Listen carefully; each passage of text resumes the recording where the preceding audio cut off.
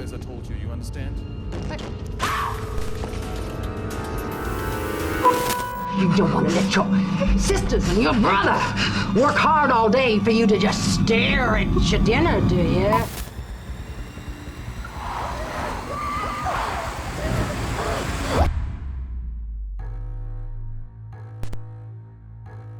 "21 Disturbing Movies, 7 Levels." From a woman who gets pregnant with a car's baby to a vegetarian turned discovering a craving for human flesh. These are 21 of the most disturbing movies ever conceived. We'll start with the movies you might have heard of, then shift into the more obscure, disturbing titles you haven't. Let's start at the tip of the iceberg. Disclaimer. Level 1. Hereditary, 2018. Ari Aster's Hereditary stands apart as a modern horror masterpiece because it refuses to take the easy path.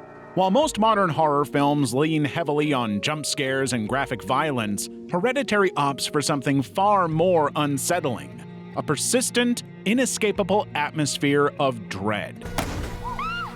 The film focuses on the Graham family following the death of their secretive, estranged grandmother.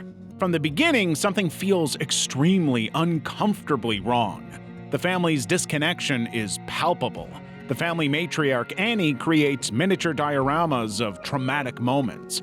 Her daughter Charlie cuts the heads off of dead birds. What we don't know is that these aren't random details, they're deliberate breadcrumbs. Then comes the scene that changes everything. About 30 minutes in, just as we're still settling into what we think the movie will be, Aster pulls the rug out completely. Charlie attends a party with her reluctant brother Peter and eats cake containing nuts, triggering a severe allergic reaction.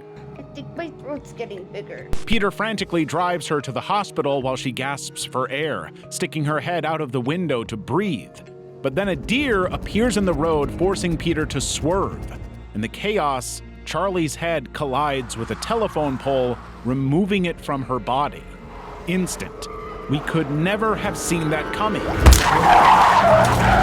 The aftermath is almost worse than the death itself. Peter, in shock, simply drives home and crawls into bed, leaving his sister's body in the car for his mother to discover in the morning. The camera stays on Peter's face, just sitting with the horrific reality of what just happened, as we hear Annie screaming at the discovery of her daughter outside. What makes this scene so effective isn't the gore, which is minimal actually, but the complete violation of horror conventions. The creepy child, seemingly positioned as the film's villain, is suddenly eliminated, and now we have absolutely no idea what comes next. Goodnight Mommy, 2014.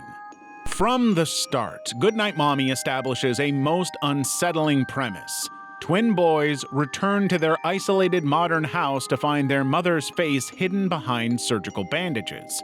She's cold, unpredictable, and prone to sudden outbursts. Not the woman they remember. Bist nicht unsere Mama. The boys, Elias and Lucas, become convinced that the woman behind the bandages isn't their real mother. The audience is left with no backstory, forced to navigate the same uncertainty as the twins, which immediately creates a sense of unease for us. The house itself is sterile and quiet, the boys spending their free time breeding cockroaches in glass jars. It feels strange and uncomfortable, and the whole time the mother's behavior is erratic. She locks them in their room, physically punishes them, and seems incapable of the warmth they remember. The situation escalates to the point where the boys feel they have to do something. So they ambush her, tying their mother to the bed. What follows is a slow, methodical sequence. They burn her skin with a magnifying glass, glue her lips shut, and demand she reveal where their real mother is. Der Lukas hat gesagt, wo ist unsere Mama? The camera lingers on her suffering. The sound design makes every second feel excruciatingly real. There's no stylized violence here, just a relentless, almost clinical depiction of pain and helplessness. Let's not forget, that it's children inflicting this cruelty, making it even more agonizing for us as the viewer, desperate for the boys to stop even if we don't trust her. In fact, audience reactions to this sequence were so intense, many describe it as mentally agonizing, some nearly walking out because of the relentless discomfort. The sympathy that once rested with the boys shifts dramatically to the mother as viewers are forced to watch her suffering at the hands of her own children based on nothing more than a suspicion. The movie has conditioned us slowly to question what we see. Now we end up questioning the very boys we were supporting. Only then do we discover that one of the boys has been dead the whole time. The entire movie nothing more than a hallucination by the survivor. Mommy has been innocent the whole time. The Devil's Rejects, 2005. Rob Zombie's The Devil's Rejects drops viewers right into the bloody aftermath of a police raid on the Firefly family's farmhouse. Otis and Baby escape while their mother is captured by Sheriff Wydell, who's hunting them to avenge his brother. Gentlemen, let's do what God made us to do. Hiding out at the Khaki Palms Motel, Otis and Baby encounter a traveling country band called Banjo and Sullivan. The killers take the band members hostage in their room. For nearly 30 minutes of screen time, we have to sit and witness unrelenting psychological and physical They force an innocent woman named Gloria to strip to her underwear at gunpoint, making her husband watch helplessly as she's threatened and humiliated. But this is just the warm-up act for the horror to follow. The sequence escalates when Otis carves off one victim's face with a knife. In any other movie, this would be more than enough to disgust us, but no, Rob Zombie wants to go further. He forces a sobbing woman to wear her dead husband's freshly cut face as a mask while the others watch in horror. One female victim tries to escape through a bathroom window, screaming for help, only to be recaptured and punished. There is no escape in this world. Sheriff Wydell eventually tracks down the killers, but this isn't some Hollywood movie. He becomes as sadistic as his prey, capturing the Firefly family and subjecting them to their own brand of He staples photos of their victims to their chests. He drives nails through Otis's hands in a twisted religious ritual, mockingly asking if he feels the Holy Spirit. The badly wounded Firefly family members escape only to face a police blockade the next morning. Rather than surrender, they accelerate toward the officers with guns drawn as Lynyrd Skynyrd's Freebird plays over the slow-motion carnage of their bullet-riddled final stand. Ultimately, nobody in Rob Zombie's world gets out unscathed. Level 2. The Loved Ones, 2009. The Loved Ones starts with Brent turning down Lola's invitation to the school dance, which would make a pretty relatable and typical opening to a teenage coming-of-age story. But this is not that movie. Instead, what follows is a descent into that few horror films would dare to explore. You see, Lola's revenge isn't just passionate, it's methodical, practiced, and familial. She's going to make him hurt for that rejection. Lola and her father Eric kidnap Brent, who wakes up tied to a chair in a mock prom setting. The first act of reveals the film's commitment to what will become unflinching brutality. Eric holds Brent's head back while Lola injects bleach directly into his vocal cords. Brent can no longer scream, much like Lola's other victims. He literally cannot reject her anymore because he can't say no. Obviously, like all good horror movie victims, Brent tries to escape. But when it fails, he's forced through insane having his feet nailed to the floor with kitchen knives, hammered through with casual efficiency by Eric while Lola sits on his lap. Salt is thrown on his carved chest wounds just to really rub it all in. But it's the next scene that reveals the true horror at the heart of this family. The presence of Bright Eyes, Lola's lobotomized mother, is foreshadowing throughout the early scenes. We just don't know it. The circular scar on her forehead tells a whole story before the plot confirms what we should have known. She's going to lobotomize Brent as revenge for rejecting her. The scene is as horrific as you think it's going to be. It's excruciatingly painful to watch. But after Lola drills into Brent's skull, we discover that this isn't her first time. A trapdoor reveals a basement filled with previous victims, all lobotomized, all starving, all still alive. These boys weren't the one for Lola. They all rejected her, and she discarded them right back, keeping them as trophies below the floorboards. The lobotomy procedure is presented as almost routine for this family. It's a horrific family tradition they perform on loved ones, creating a cyclical loop of violence. When the lobotomized victims finally get their revenge on Eric, tearing him apart in starved frenzy, it's not even justice, it's just inevitable. Brent was doomed from the second he laid eyes on him. He never stood a chance. Raw, 2016.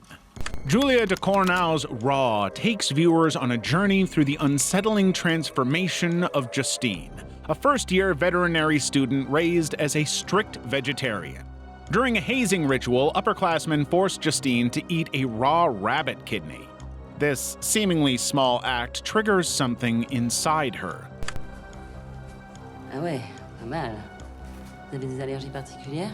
Non, je crois pas. Soon after, she develops a severe rash and begins experiencing intense cravings for meat. At first, she sneaks away to eat burgers, ashamed of breaking her lifelong vegetarianism. But animal flesh quickly becomes insufficient. It's not enough. She needs something more.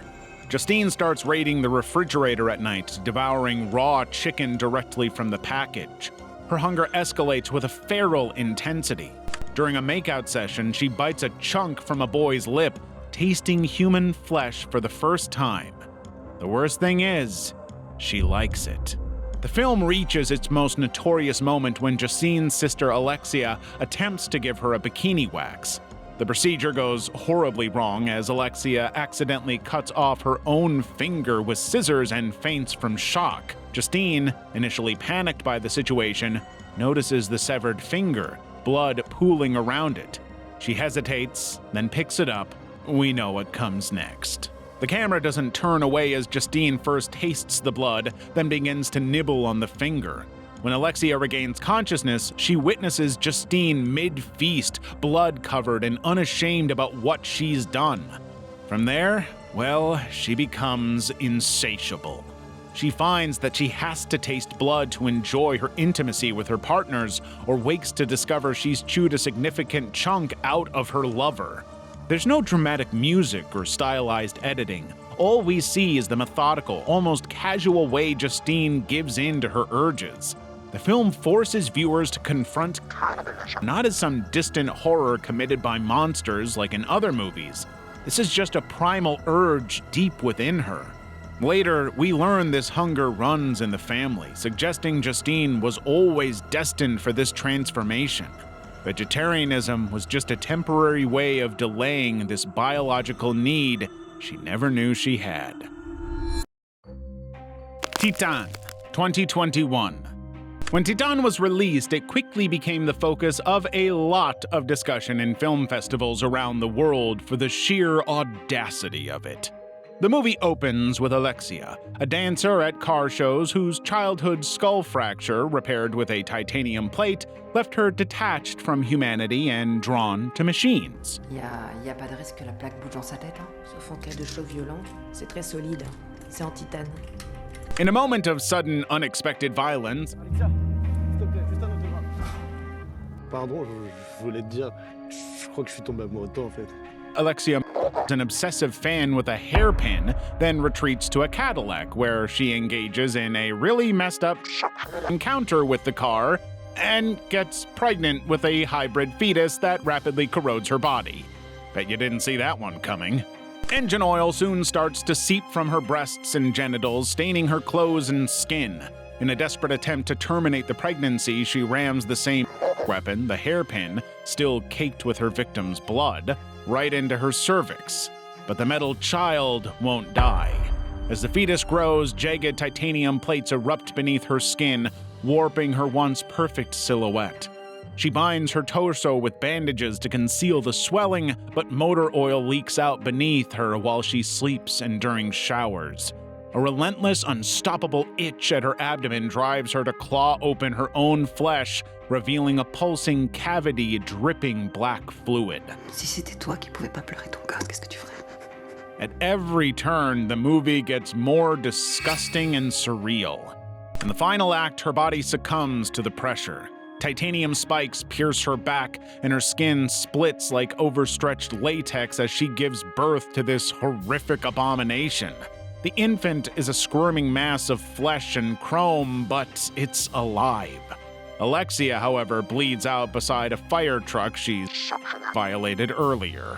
The film closes on the child's first cry, a metallic screech, as its adoptive father cradles it,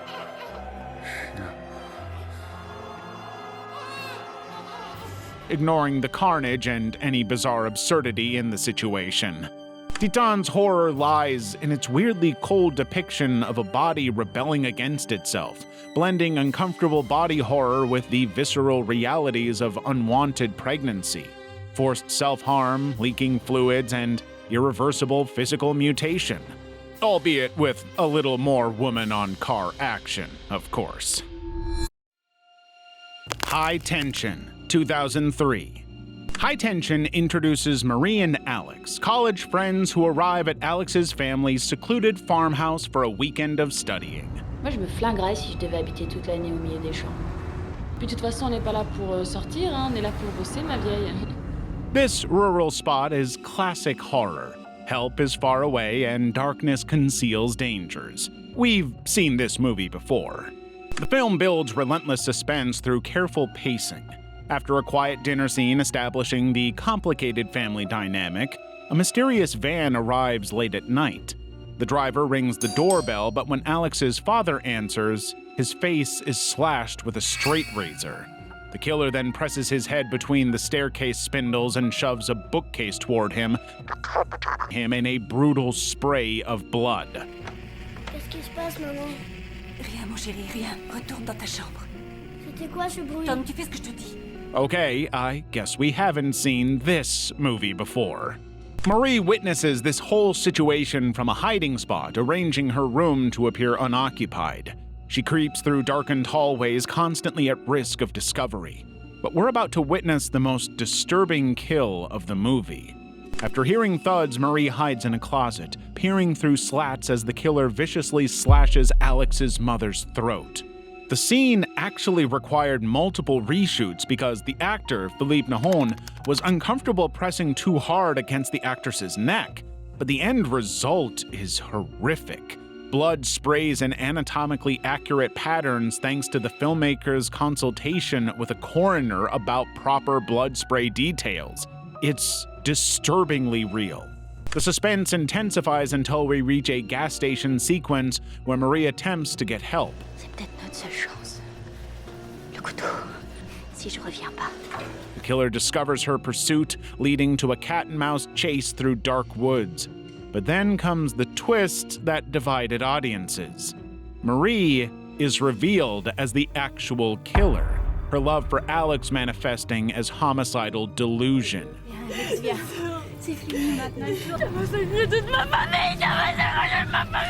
This revelation recontextualizes everything we've witnessed, forcing viewers to re-examine a blood-soaked narrative from an entirely new perspective. None of what we saw was real. We were totally on Marie's side, unaware that she was the one committing these acts, thinking of herself as the victim. We supported a killer. But you don't have to. You can support our great channel if you hit that like and subscribe button. Let's keep going. Level 3. Benny's Video, 1992. Michael Haneke is undoubtedly a master at extreme distressing cinema. His 1992 film Benny's Video is absolutely one of his most challenging. We're introduced to a 14-year-old boy obsessed with recording and watching video footage. The film opens with grainy footage of a pig being with a captive bolt pistol, a scene Benny rewinds and watches repeatedly. On its own, pretty disturbing, but this isn't simulated. Haneke is using real footage, and we can tell this is not your usual horror movie. Benny lives in a sterile Viennese apartment surrounded by video equipment purchased by his emotionally absent, affluent parents. His room is a technological fortress full of monitors, recording equipment, and tapes that create a barrier between him and genuine human connection. When his parents leave for the weekend, Benny invites a girl he's met outside a video store to his apartment. After showing her the pig's video, he reveals the stolen bolt pistol used in the footage.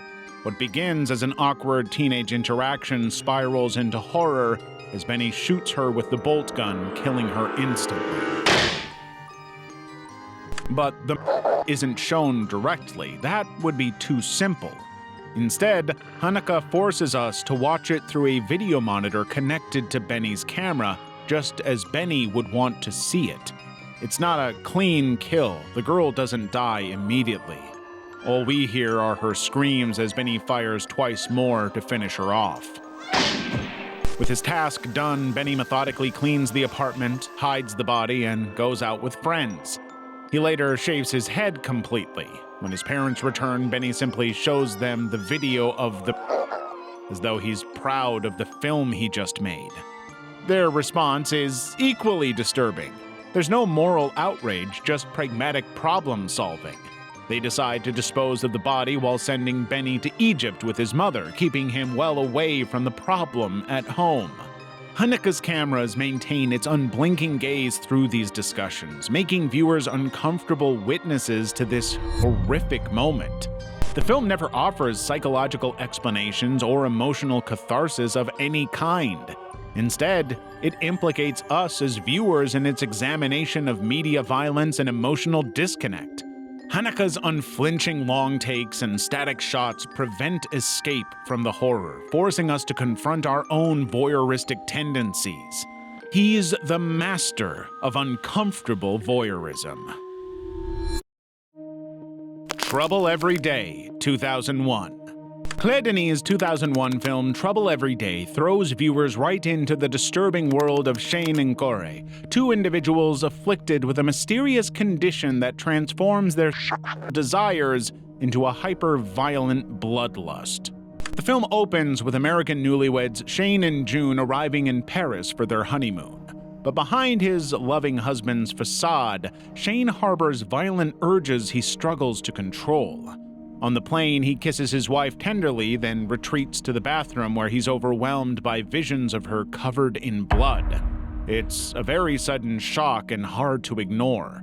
Meanwhile, in Paris, Corey lives imprisoned in her own home. Her husband, Leo, a doctor and former colleague of Shane's, boards up their house to keep her contained from the outside world. But unlike Shane, Corey has surrendered completely to her condition. She breaks free regularly, luring men to their deaths. She's a wild animal, and she cannot be caged. Je veux plus attendre, Léo. Je veux mourir. Shane searches frantically for Leo, hoping to find a cure before he loses control and does something he regrets. It turns out the two share a past conducting dangerous experiments on human libido that resulted in their current state. Right. Corey Codrine. Mrs. Leo Semeno. That's right. But while Shane fights his impulses, Corey embraces hers fully. In what may be the film's most notorious scene, a young man breaks into Corey's home, tearing down the boards that seal her room. She rewards him for freeing her, slowly lifting her robe as an act of seduction. But of course, what begins as a consensual encounter quickly transforms into terror. After initial passion, Corey restrains him and begins to chew on his flesh, turning his moans into screams as she flaps his gross flayed skin between her fingers, gleefully lapping up the blood from his wounds. She loves this because she got her prey. Shane's resistance eventually crumbles. After stalking the hotel maid, he attacks her in a similarly brutal fashion to Corey. The movie just presents all of these acts without judgment or explanation, simply showing how desire and violence intertwine in their lives. There's not even a slight attempt at clarifying why or offering motivation. We just have to confront humanity's most primal urges, freed from the dignities of society. Thanatomorphose, 2012. Thanatomorphose is a Canadian body horror film that pushes viewers into an overwhelming state of discomfort that's kind of hard to even explain. The title itself is derived from a Hellenic word meaning visible signs of decomposition caused by death, which, honestly, perfectly summarizes the film's central premise. The film centers on Laura, an introverted young woman who, following sexual encounters with her violent boyfriend Antoine, begins to notice something very wrong with her body. It starts with a red spot on her groin, then a fingernail falling off in the shower, and purple stains appearing on her back. These initial symptoms quickly escalate into full-blown decomposition while she remains alive and conscious. She's a living corpse. That's what makes Thanatomorphose particularly disturbing. Its unflinching portrayal of Laura's physical deterioration. The film captures every stage of her decay as the effects spread across her body like a weird map. But rather than seeking medical attention, Laura accepts her condition as if it's just something that can't be helped. She starts documenting her decay, photographing her deterioration, and preserving her fallen body parts in jars. In one of the most horrifying sequences possibly ever committed to film, Laura deliberately peels back her own rotting skin, exposing the muscle and bone beneath. But she doesn't panic. She just examines herself with weird interest as though she's fascinated by what she sees. From there, her body just gets overwhelmed with disgusting, degrading stuff. She discovers maggots eating away at her flesh and removes them with tweezers. She loses control of her bodily functions as her internal organs break down. Her life is increasingly unbearable. The practical effects are unflinchingly realistic, creating stomach-churning visuals that just remind us how weak and fragile we are. We're doomed to decay, but how comfortable we are with that defines how we'll handle it. 100 Tears, 2007. 100 Tears was made in 2007 for approximately $75,000, a tiny low-budget slasher directed by a special effects artist who earned the movie an NC-17 rating for his focus on unflinching violence. The film actually opens with its most notorious sequence. Gertie, a massive, silent figure in full clown makeup, methodically slashes everyone in a halfway house with his signature weapon, an oversized meat cleaver. In this relentless bloodbath, viewers witness endless acts of brutal violence as Gertie dispatches victim after victim with no stopping. The practical effects team spared nothing, creating gallons of viscous blood and realistic internal organs that spill across the screen. It's clear why this got an NC-17. The team even researched explicit death photos and surgical procedures online to ensure total anatomical accuracy. The plot soon reveals Gertie was wrongfully accused of rape years earlier, sparking a vengeful rampage that continued for over 2 decades. When tabloid journalists Jennifer and Mark investigate the so-called teardrop killer, they become trapped with Gertie and his equally deranged daughter, his latest victims. Mark, there's a door!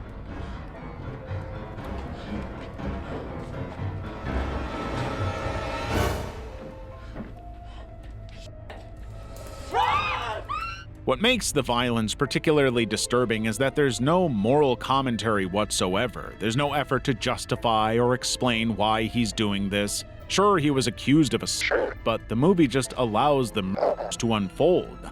The film is often set to carnival music or hardcore techno that creates this strange, jarring disconnect between the festive soundtrack and on-screen carnage. It's like the movie is reveling in its own carnage, like a clown in a circus.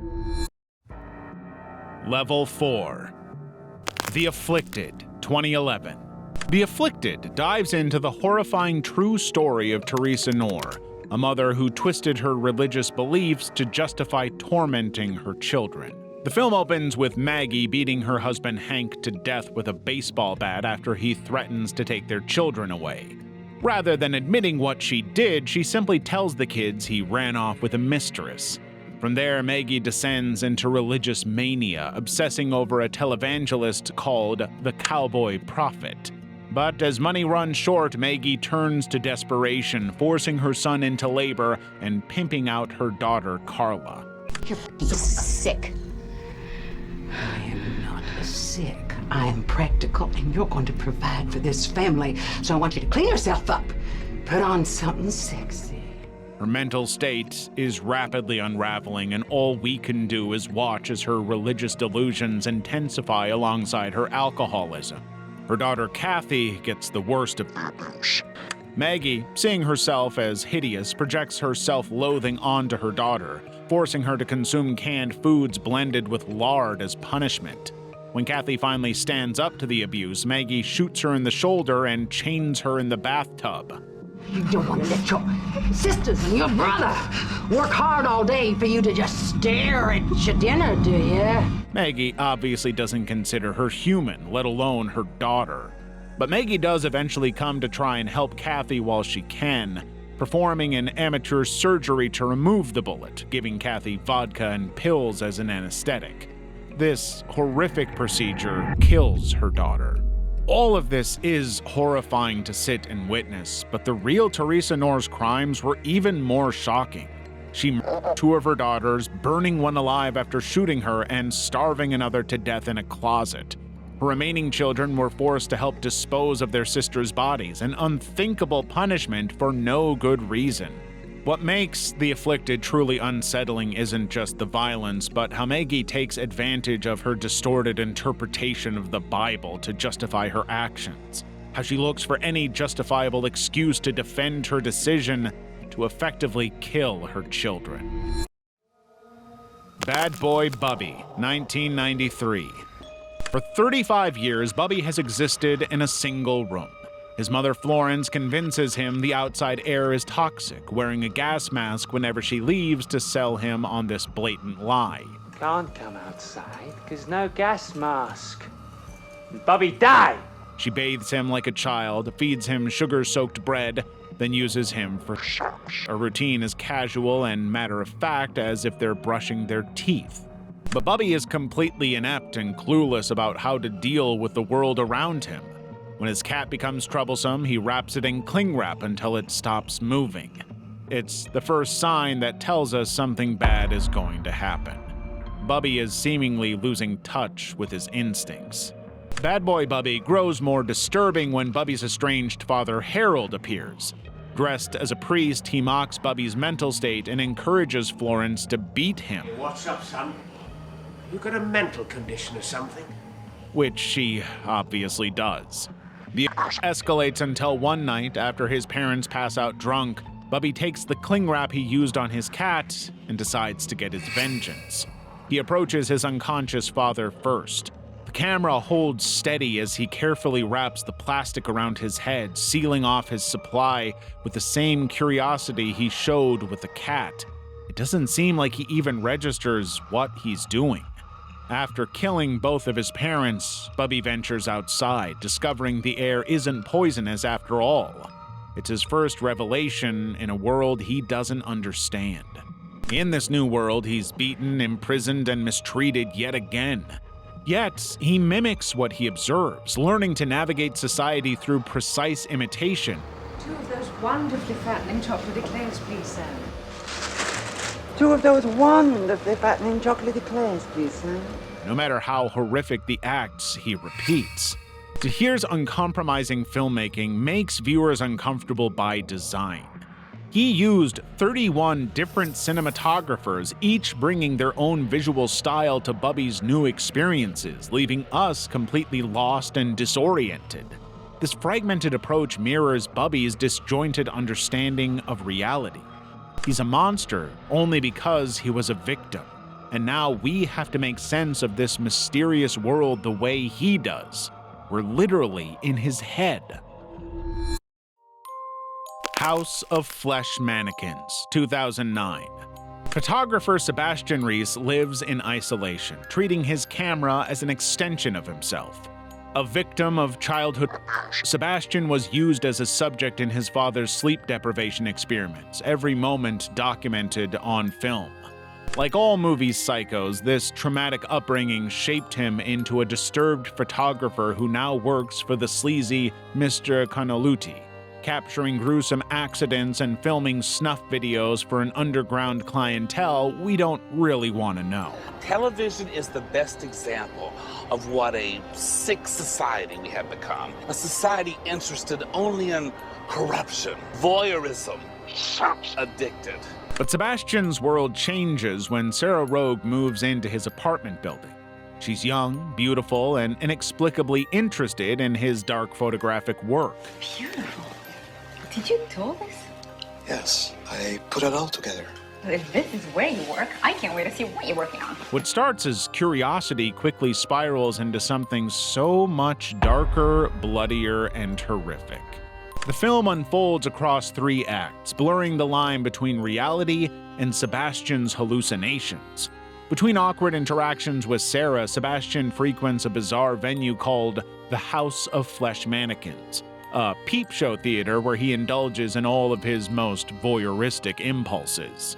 Here, amputees and gas mask-wearing performers engage in disturbing acts while Sebastian watches, camera always ready to capture the disgusting scenes before him. One of these horrific scenes involves a woman subjected to an excruciating procedure. A blade is slowly pushed through both her breasts, interconnecting them completely. The camera lingers as the tool is then spun by hand like a drill, creating a genuinely repulsive sight that the movie refuses to cut away from. If Sebastian is watching, then we have to watch too. The film incorporates actual footage of body modification practitioners who cut themselves in real time, blending scripted horror with real, messed up, and authentic pain.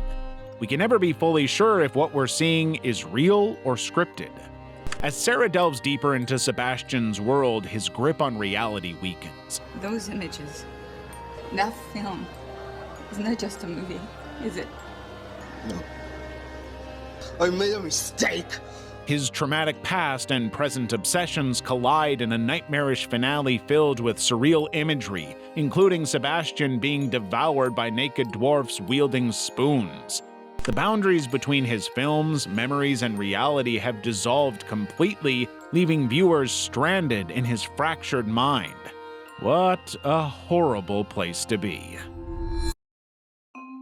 The Gateway Meet, 2008.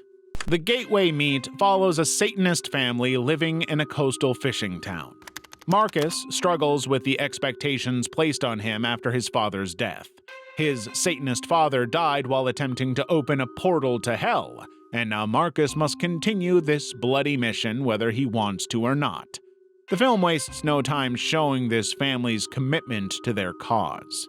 In one particularly unsettling scene, Marcus's preschool-age daughter Sophia rides her bike through their home before discovering a room full of bloody corpses. But rather than being terrified, she seems to be curious. Her father indulges it, offering her the chance to paint with something other than regular paint. Are you ready to finger paint with something else besides paint? Uh-huh. I do. She enters with childlike wonder and, surrounded by the aftermath of murder, actually tastes the blood of victims.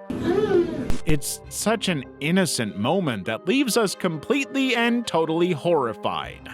Because in this movie, Satanism is literally the engine driving every violent act. Marcus believes these killings will help him gain power and successfully open the hellish portal his father tried so desperately to unlock. And his daughter might hold the key. In one scene, Marcus helps his daughter shoot a captive named Bartow in the head, spraying blood across her paintings. She laughs while firing again as though it's just a toy. Later, she casually suggests, "Let's kill lots of people, Daddy," as if this horrific family tradition is now being embraced as something not only normal but enjoyable. It's rare to find a movie where a child is willingly involved in like this, but it sure does leave an impact on everyone who views it. Beyond the Limits, 2003. Beyond the Limits begins with journalist Vivian seeking an interview with Frederick, the caretaker of an ancient cemetery. From that point, the movie diverges into two interconnected tales of extreme violence. The first story begins at a gangster's dinner party interrupted by Mortimer and Rick, two sadistic killers hunting for a mysterious relic and answers about a stolen shipment. Mortimer totally transforms the elegant dinner into a chamber. In a matter of moments, guests watch in horror as he garrotes one victim while another has his head blown off by a shotgun at point-blank range. Blood sprays across the dining room as Mortimer forces a woman to dance like nothing is happening while he systematically dismembers her partner. The second tale shifts to medieval times, where the violence somehow gets even more intense. David Deming hunts down a renegade priest named James Flynn, seeking the secret of the eternal heart that grants immortality. He's so desperate to uncover this hidden gem that Deming employs the era's most horrific devices. His henchman Tom Brewster helped an entire congregation inside an abandoned church to prove how serious they are about this. Soon the priest is dragged to a dungeon where medieval implements pierce and tear flesh, while Deming demands the location of sacred texts. But throughout all of this, the director Olaf Ittenbach has an absolute ball. Ittenbach was well known for his practical gore effects and a refusal to rely on CGI, and this film is all about that. We get realistic decapitations, disembowelments, and dismemberments, all of it horrifyingly, disturbingly convincing. Eventually, the stories connect through Frederick's own dark secret, revealed too late to Vivian as she realizes the cemetery caretaker harbors the same bloodthirsty madness as the caretakers in his tales. The film culminates in a trip to hell itself, because where else was this story going to end up? Level 5. Fetus, 2008. In Brian Paulin's low-budget horror film Fetus, we witness a man's grief-stricken descent into madness following a devastating loss. In a genuinely awful twist of fate, Kevin loses both his wife Sarah and their unborn child during a botched C-section. Unable to process this trauma, Kevin spirals into isolation and obsession, all motivated by his unresolved grief. The film tracks Kevin's deterioration as he first attempts to contact his dead family through conventional means.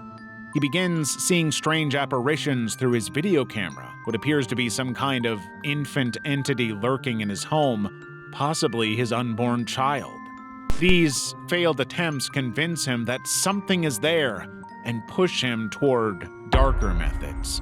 Kevin visits a local occult shop where he purchases a book on necromancy, an ancient tome that requires blood sacrifices and ritualistic to work properly. Kevin starts by targeting the medical staff he blames for Sarah's death, considering them responsible and totally expendable. He aggressively kidnaps his victims, performing gruesome procedures, skinning one alive, drilling into another's skull, whatever it takes to try and get his life back on track. Unfortunately for everyone, each ritual fails to bring Sarah back, but draws Kevin deeper into depravity. His desperation leads to a horrible act of on the corpse of a female victim. As if that's not bad enough, the corpse somehow gives birth to the heads, showing us just how far this mental breakdown is going. Sarah? Kevin doesn't stop, though. He constructs a bizarre device incorporating harvested body parts, attempting his final ritual. Against the odds, he succeeds in bringing back Sarah. She returns as a deformed, bubbling mass barely resembling his wife. Worse still, Kevin's actions summon a demonic entity. In a truly shocking sequence, Kevin experiences a grotesque birth through his mutilated genitals while the demon removes the top of his head. The line between life and death completely dissolves as his attempt to reclaim what he lost creates only abomination. His obsession is transformed into something horrible, far from the love he expected. Rubber's Lover, 1996. Rubber's Lover takes place in a secret laboratory where scientists conduct brutal psychic experiments on unwilling subjects. In this 1996 Japanese cyberpunk horror film, director Shozen Fukui builds his narrative on one thought: psychic power is realized when mental anguish exceeds physical pain. The scientists Motomiya and Hitotsubashi seek to develop telepathic abilities in test subjects by pushing them beyond normal human limitations. They start by abducting homeless people from the streets, injecting them with a drug called ether, and subjecting them to extreme sensory.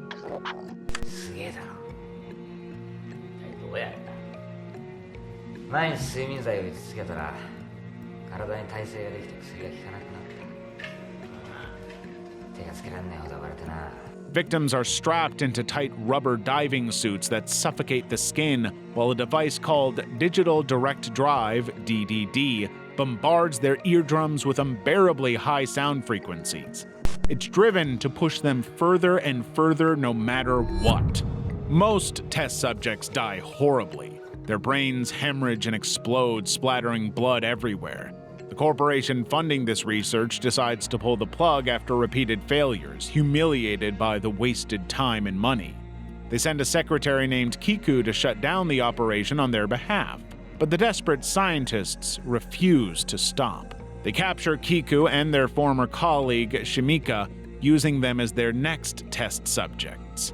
The unhinged Motomiya forces himself on Kiku while his partner straps Shimika into the rubber suit and injects him with massive amounts of ether, despite knowing all of the damage that has been caused so far.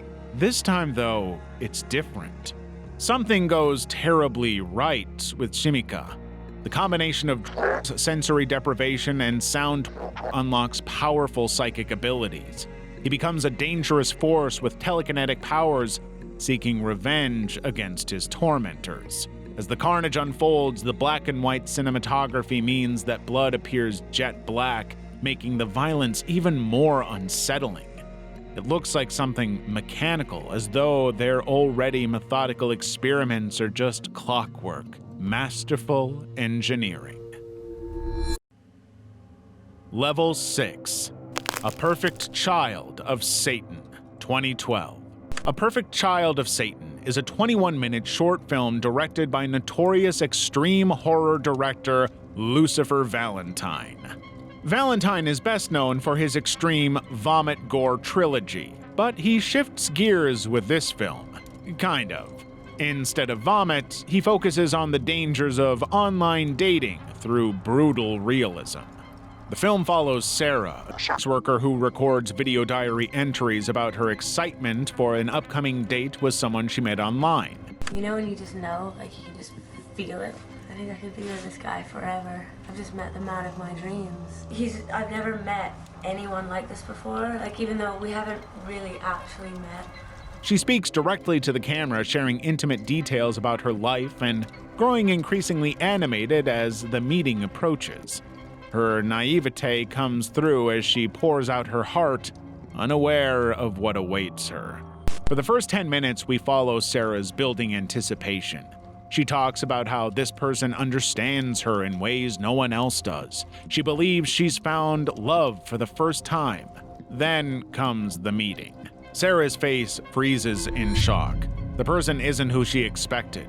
From this moment, her dreams shatter and terror takes over. Her vitality drains away, and instantly, the horror begins. The final 10 minutes deliver extreme violence. Valentine's tight editing creates unbearable tension as the blind date turns into a nightmare of fists, blood, and assault. The camera doesn't shy away from graphic depictions of human bestiality and rape, as one reviewer describes it. Sarah's attacker reveals his true sadistic nature as the violence escalates with each passing minute. We witness a brutal transformation from what Sarah believed would be a loving connection into a hellish ordeal that embodies the worst fears about internet. Level 7. American Guinea Pig, Bouquet of Guts and Gore, 2014. American Guinea Pig, Bouquet of Guts and Gore draws inspiration from the controversial Japanese guinea pig series, particularly Flower of Flesh and Blood. In case you didn't know about those Japanese movies, they're extremely graphic.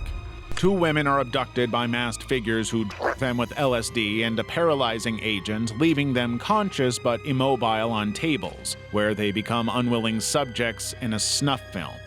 The camera watches a methodical documentation of their and dismemberment.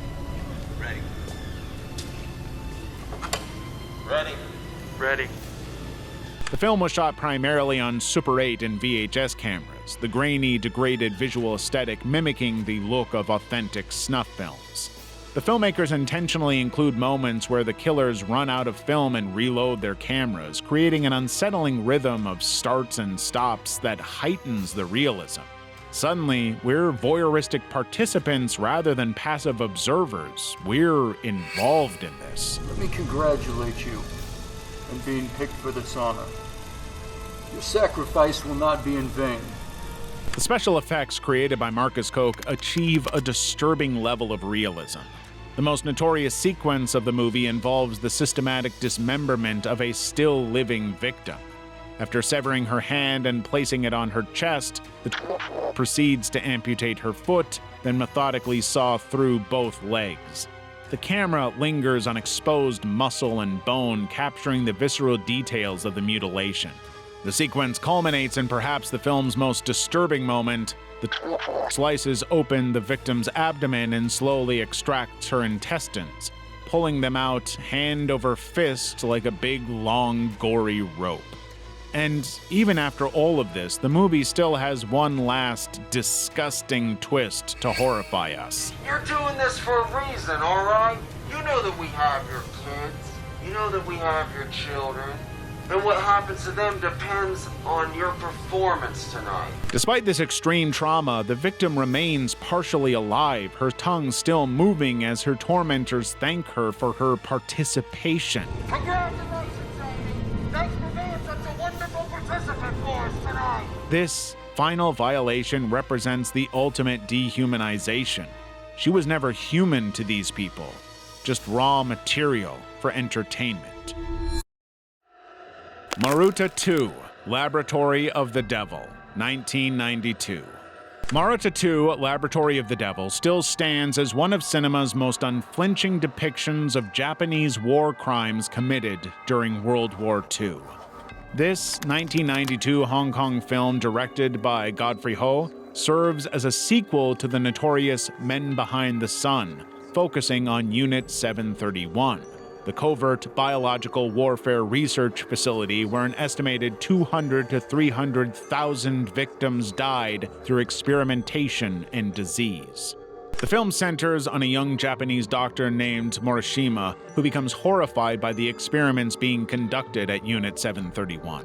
His moral crisis intensifies when his fiancée arrives disguised as a Chinese prisoner, prompting his desperate plan to liberate the camp, to finally do the right thing. 他们今天拿活人做冷冻实验，我亲眼看见一男一女活活的被冻死，好难受，我已经有点支持不住了。 What separates Maruta 2 from conventional war films is its refusal to look away from the atrocities being committed. Prisoners, dehumanized as logs by their captors, endure a long series of shown in excruciating detail. The special effects are alarmingly realistic, creating scenes that will test even the strongest stomachs. At one point in the movie, a prisoner is subjected to vivisection while fully conscious. The camera lingers as organs are meticulously removed and examined, The scientific detachment of the Japanese doctors contrasting with the victim's suffering. 我们这里的马路达经过实验之后都要解剖，制成标本。 Unlike the previous movie, which was said to have used actual human remains for similar scenes, Maratatu relies on prosthetics, though their realism remains disturbing. Other sequences show skin being removed from frozen limbs after controlled frostbite experiments, lethal injections administered to induce death, and numerous other violations of human dignity, all based on documented Unit 731 practices. The fact that all of this is real, that it happened, it's more horrifying than anything they could invent.